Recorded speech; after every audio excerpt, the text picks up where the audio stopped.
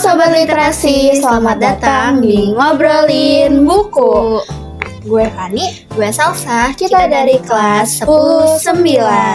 Dan hari ini kita nggak cuma nongkrong biasa, kita mau ngebedah 2 karya raksasa yang bakal ngerubah cara pikir kalian melihat sejarah Indonesia.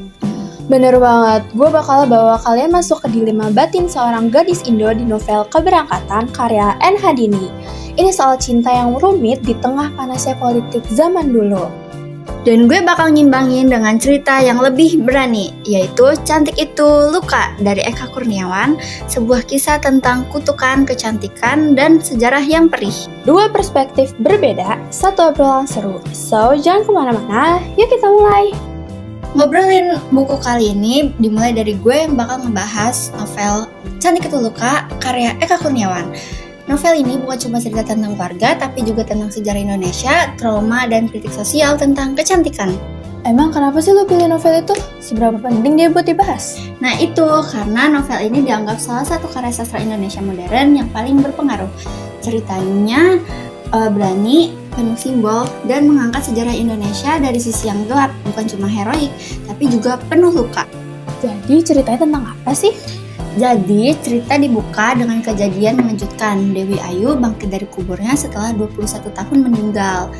Nah, dari situ ceritanya mundur ke masa penjajahan Belanda di kota fiktif Halimunda. Dewi Ayu adalah perempuan berdarah campuran Belanda Indonesia yang sangat cantik. Saat Jepang datang, ia ditangkap dan dipaksa menjadi penghibur tentara. Setelah perang, ia tetap hidup sebagai pelacur dan memiliki 4 anak perempuan, yaitu Alamanda, Adinda, Maya Dewi, dan yang terakhir si Cantik. Uniknya 3 anaknya sangat cantik, tapi anak terakhirnya justru lahir buruk rupa. Dewi Ayu sebenarnya berharap anaknya tidak cantik, karena menurutnya kecantikan selalu membawa penderitaan. Tadi lo bilang ada unsur sejarahnya, di bagian mananya? Novel ini berlatar masa penjajahan Belanda, pendudukan Jepang, dan awal kemerdekaan Indonesia. Kalau dikaitkan dengan pelajaran sejarah, masa Jepang memang dikenal penuh kerja paksa dan penderitaan rakyat. Di novel ini, kita bisa melihat bagaimana perempuan menjadi korban perang dan kekuasaan. Sejarah tidak digambarkan sebagai kisah pahlawan saja, tapi juga sebagai masa penuh kekerasan dan ketidakadilan sosial. Berarti ini kayak kritik sosial juga ya? Iya, bahkan sangat kuat. Penulis seperti ingin menunjukkan bahwa kemerdekaan politik tidak otomatis menghapus ketidakadilan, terutama terhadap perempuan. Nilai apa sih yang paling menonjol dari novel itu? Nah, jadi masyarakatnya itu sangat patriarki. Perempuan dinilai dari kecantikannya dan laki-laki memegang kekuasaan, sementara perempuan sering dijadikan objek.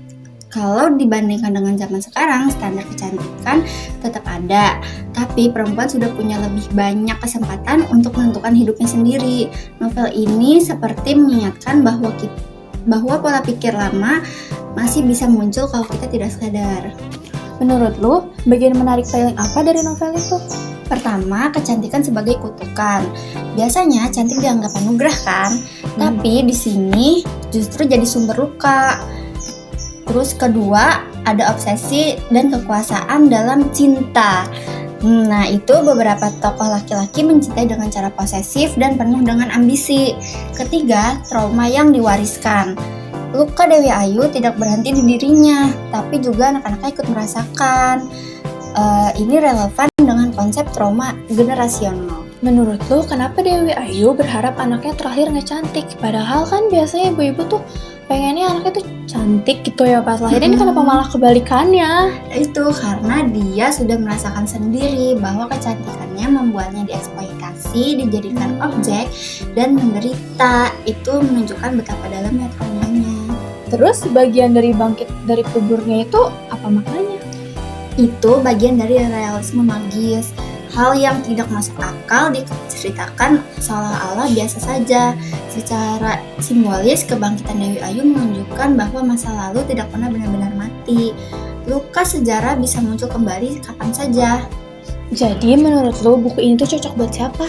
Nah, jadi buku ini tuh cocok untuk pembaca yang suka cerita sejarah dengan sudut pandang kritis, yang suka analisis sosial, dan yang ingin membaca karya sastra Indonesia yang mendunia. Tapi karena temanya berat, pembaca harus cukup dewasa dalam memahami isinya. Jadi kesimpulannya, cantik itu anugerah atau luka?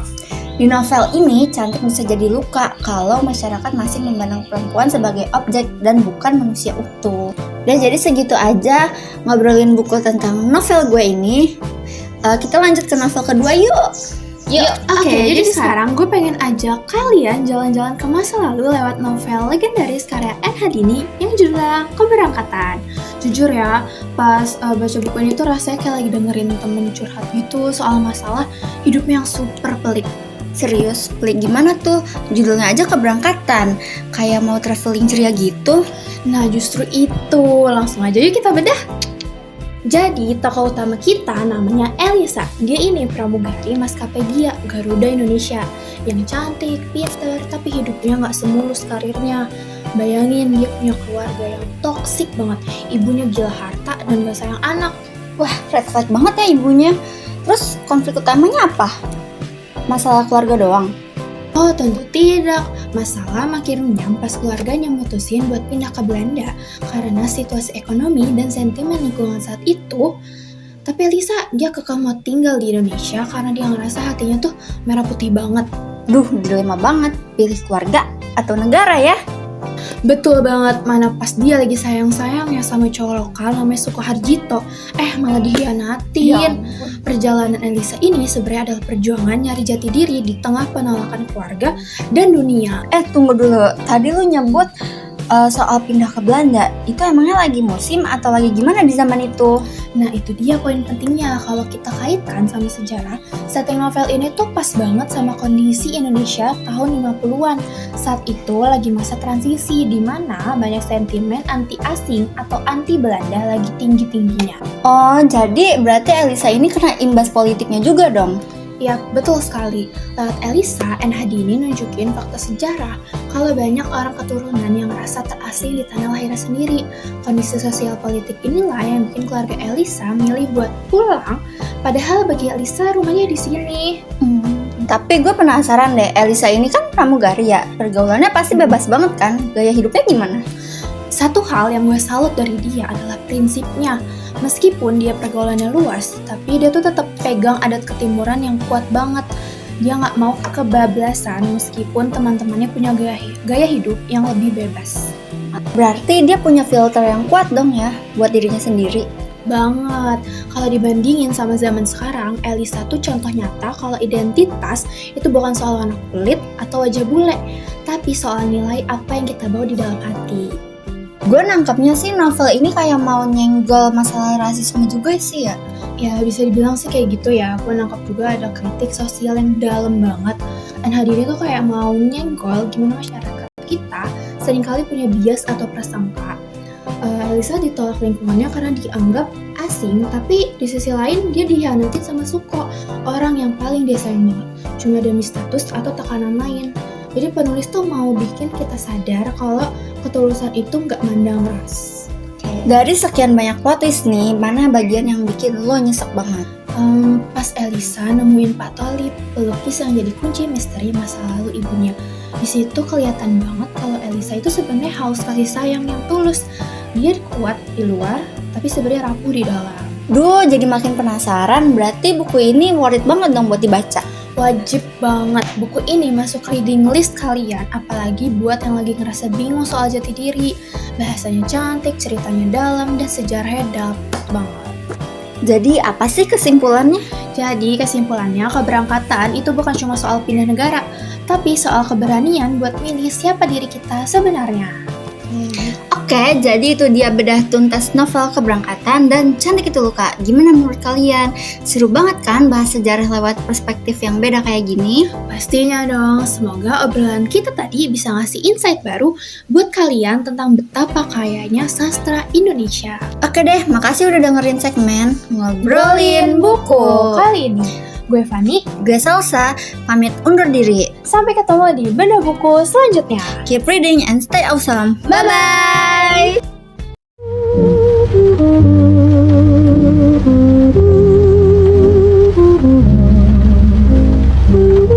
Ya, pasti luas banget kan? Hah? Apanya? Pergaulan?